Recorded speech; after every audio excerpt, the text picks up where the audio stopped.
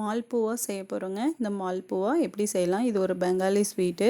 இது எப்படி செய்யலான்னு பார்க்கலாம். இது செய்யறதுக்காக நான் ஃபஸ்ட்டு ஒரு பேனில் கொஞ்சமாக தண்ணி ஊற்றி ஒரு 200 ml பால் சேர்த்துக்கிறேங்க. நம்ம இதுக்கு ரபடி ரெடி பண்ண போகிறோம். அதுக்காக நான் ஒரு 200 ml பால் நல்லா காய வச்சுருக்கேன். இது நல்லா கொதித்து நல்லா பொங்கி நல்லா கொதிக்குது. இது ஓரமாக எடுத்து அந்த ஆடையெல்லாம் எடுத்து விட்டு சுண்ட வைக்கணுங்க. நல்லா கொதித்த பிறகு நான் ஒரு கப் அளவுக்கு ஸ்வீட்லெஸ் கோவா சேர்த்துக்கிறேன். கோவா சேர்க்கும்போது நமக்கு ரபடி கொஞ்சம் அதிகமாக வரும். அதனால் நான் ஸ்வீட்லெஸ் கோவா சேர்த்து நல்லா கலந்து விட்டுக்கிறேன்.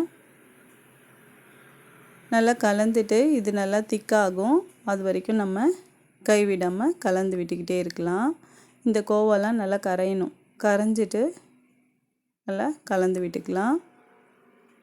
இப்போ இந்த ஸ்டேஜில் ஒரு டேபிள் ஸ்பூன் அளவுக்கு பால் பவுடர் எடுத்துருக்கேன். அதில் கொஞ்சமாக பால் சேர்த்து கட்டிகள் எதுவுமே இல்லாமல் நல்லா கரைச்சி எடுத்துக்கலாம். நல்லா கட்டி எதுவும் இல்லாமல் நல்லா கரைச்சி பால் ஊற்றி நல்லா கரைச்சி நம்ம இதை ரபடியோடு சேர்க்க போகிறோம். நமக்கு கொஞ்சம் நல்லா சீக்கிரமாக திக்காகிடும். ரபடி கொஞ்சம் அதிகமாகவும் கிடைக்கும். அதனால் சேர்த்து நல்லா கலந்து விட்டுக்கலாம். இல்லை உங்களுக்கு இதெல்லாம் இல்லைன்னா நீங்கள் ஒரு 1/2 லிட்ரு பாலை வாங்கி அது நல்லா ஒரு 1/4 லிட்ரு அளவுக்கு சுண்டுற வரைக்கும் ஓரத்தில் ஆடைகள்லாம் எடுத்து விட்டு நீங்கள் காய்ச்சி திக்காக ரபடி எடுத்துக்கிட்டால் போதும். கோவெல்லாம் சேர்க்கணுன்னு அவசியம் இல்லை. எனக்கு கொஞ்சம் ரபடி அதிகமாக கிடைக்குன்றதால நான் கோவா சேர்த்து நல்லா கலந்துக்கிட்டேன். இந்த அளவுக்கு நல்லா திக்காக வந்துடுச்சு. இப்போ பாருங்கள், இந்த அளவுக்கு நல்லா திக்காக வந்துடுச்சு. நல்லா கலந்து விட்டுட்டு ஓரங்கள்லாம் நம்ம அப்பப்போ எடுத்து விடணும். அப்போ தான் நமக்கு நல்லா திக்கான கன்சிஸ்டன்சி கிடைக்கும். இப்போ நம்ம ரபடி ரெடி ஆயிடுச்சு. இதை ஒரு பவுலில் கொஞ்சமாக எடுத்து வச்சுக்கிட்டு மீதியை பேனில் கொஞ்சம் நட்ஸு சேர்த்து நல்லா கலந்து விட்டுக்கலாம். இது கூடவே ஒரு 2 டேபிள் ஸ்பூன் போல் சர்க்கரை சேர்த்து நல்லா கலந்துக்கலாம்.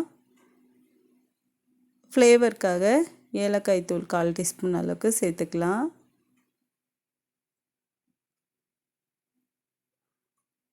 நம்ம அந்த ஃப்ளேவருக்காக கொஞ்சமாக ஏலக்காய் தூள் சேர்த்துட்டு நல்லா கலந்து விட்டுட்டு இது அப்படியே எடுத்து வச்சுக்கலாம். அவ்வளோதான், நமக்கு ரபடி ரெடி ஆயிடுச்சு. நல்லா கலந்துட்டு சூப்பராக நல்லா திக்கான கன்சிஸ்டன்சிக்கு நமக்கு ரபடி ரெடி ஆயிடுச்சு. அதை அப்படியே எடுத்து வச்சுக்கலாம். இப்போ ஒரு பேனில் பாகு ரெடி பண்ணுறதுக்காக 1 கப் அளவுக்கு சர்க்கரை எடுத்திருக்கேன். அதுக்கு 1/2 கப் அளவுக்கு தண்ணி ஊற்றிக்கலாம். தண்ணி ஊற்றிட்டு நல்லா நமக்கு சர்க்கரை நல்லா கரைஞ்சி வரணும். அது வரைக்கும் நல்லா கலந்து விட்டுக்கலாம். சர்க்கரைலாம் நல்லா கரைஞ்சிட்டு கொதிக்கும். அது வரைக்கும் நம்ம கலந்து விட்டுக்கலாம். 1 கப் அளவுக்கு சுகருக்கு 1/2 கப் அளவுக்கு தண்ணி சேர்த்துருக்கேன். தண்ணி சேர்த்துட்டு நல்லா இப்போ சர்க்கரைலாம் நல்லா கரைஞ்சிருச்சு. இப்போ இதில் கொஞ்சமாக பால் ஊற்றிக்கலாம். அப்போ தான் நமக்கு சர்க்கரையில் ஏதாவது தூசு இருந்தாலும் அந்த அழுக்கு நல்லா இந்த நுரையாக நுரைச்சிக்கிட்டு ஓரமாக வந்துடும். அப்போ நம்ம அந்த தூசை ஈஸியாக எடுத்துடலாம். அதனால் கொஞ்சமாக பால் 1 ஸ்பூன் அளவுக்கு பால் சேர்த்துக்கிறேன். அப்படியே பாருங்கள், பால் திரிஞ்சு அப்படியே ஓரமாக வரும். அப்போ நமக்கு அந்த டஸ்ட்டு ஏதாவது இருந்தால் அது ஓரமாக வந்துடும். அப்படியே நம்ம ஒரு கரண்டியை வச்சு எல்லாத்தையும் எடுத்துடலாம். இது மாதிரி எல்லாத்தையும் எடுத்துட்டு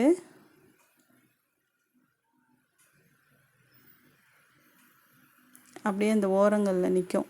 அப்படியே நம்ம ஒரு கரண்டி வச்சு எல்லாத்தையும் எடுத்துடலாம்.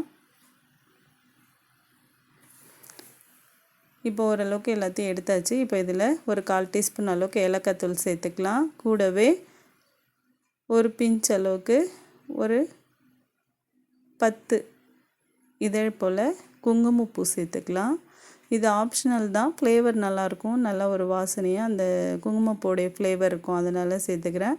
இப்போ சர்க்கரைலாம் நல்லா கரைஞ்சிட்டு பிசு பிசுக்குன்னு இருக்கும். கம்பி பதம்லாம் நமக்கு தேவையில்லை. நல்லா பிசு பிசுக்குன்னு இருக்கும். அப்படி இருந்தால் போதும். அதையும் எடுத்து ஓரமாக வச்சுக்கலாம்.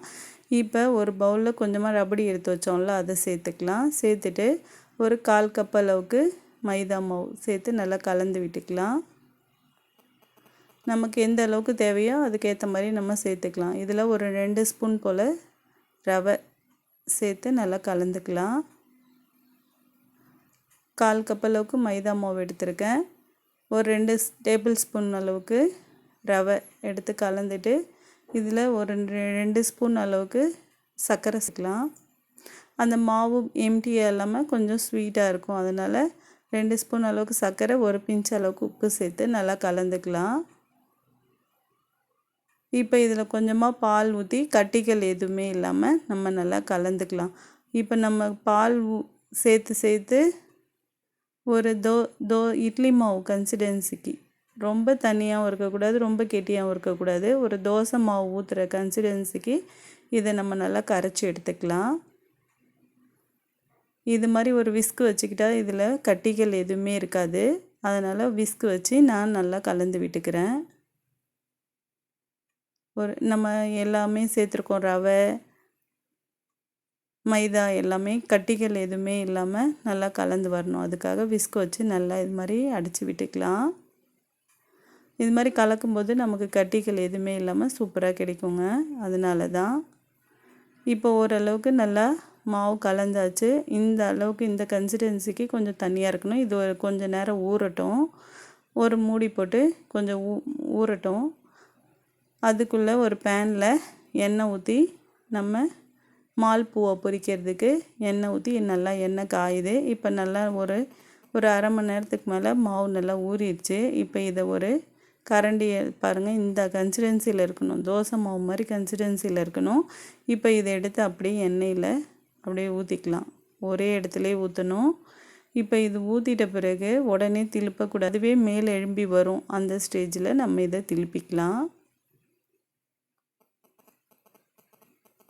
மாவு ஒரு பக்கம் வெந்தோடனே அப்படியே லைட்டாக மேலேயே எழும்பி வரும். அந்த ஸ்டேஜில் நம்ம திருப்பி 2 பக்கமும் திருப்பி நல்லா கோல்டன் ப்ரௌன் ஆனதும் நம்ம இதை எடுத்துக்கலாம்.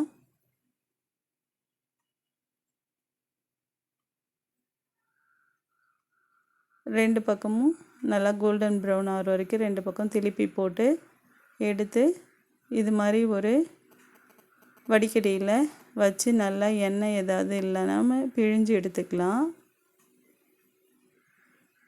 நல்லா அழுத்துனா ஓரளவுக்கு எண்ணெய் வந்துடும். இதை ஒரு பிளேட்டுக்கு வச்சுக்கலாம். இதே மாதிரி நம்ம எல்லாத்தையும் ஊற்றி ரெடி பண்ணி எடுத்து வச்சுக்கலாம். இது ரெடி பண்ணிவிட்டு அப்படியே சூடான அந்த சர்க்கரை பாக்கில் இதை நம்ம முக்கி எடுக்கணும். சர்க்கரை பாகு இதில் நல்லா ஒரு 20 நிமிஷம் போல் நமக்கு இந்த மால்பூவா ஊறணும். அப்போ தான் அது உள்ள வரைக்கும் நல்லா நமக்கு ஏறும். இப்போ நல்லா கோல்டன் ப்ரௌன் ஆனதும் இதை நம்ம எடுத்துடலாம். எடுத்துகிட்டு இதே மாதிரி ஆயில் ப்ரெஸ் பண்ணிவிட்டு நம்ம இதை சர்க்கரை பாகில் சேர்த்துக்கலாம். சர்க்கரை பாகு ரெடி பண்ணி வச்சுருக்கோம்ல, அந்த சர்க்கரை பாகில் இதை சேர்த்து நல்லா 2 பக்கமும் திருப்பி விட்டு ஒரு 15-20 நிமிஷம் ஊறணும். சூடாக இருக்கிறதால சீக்கிரமாக நமக்கு இது அப்சர்வ் ஆகிடும். இதே மாதிரி எல்லாத்தையும் ஊற வச்சு எடுத்து வச்சுக்கலாம். ஜீராவில் நல்லா ஊற வச்சு எடுத்துகிட்டு இப்போ நம்ம ஒரு பிளேட்டில் எடுத்து வச்சுட்டு நம்ம ரெடி பண்ணி வச்ச ரபடியை இதில் சேர்த்துக்கலாம். கூடவே கார்னிஷ்காக நட்ஸு சேர்த்துக்கலாம். அவ்வளோதாங்க. இந்த மால்பூவா செய்கிறது கொஞ்சம் கஷ்டமாக இருந்தாலும் டேஸ்ட் ரொம்ப சூப்பராக இருக்குங்க. இது ஒரு நல்ல பெங்காலி ஸ்வீட்டு. இதே மாதிரி செஞ்சு பாருங்கள், டேஸ்ட் ரொம்ப சூப்பராக இருக்கும். இந்த வீடியோ உங்களுக்கு பிடிச்சிருந்தால் லைக் பண்ணுங்கள், ஷேர் பண்ணுங்கள், சப்ஸ்கிரைப் பண்ணுங்கள். தேங்க்யூ.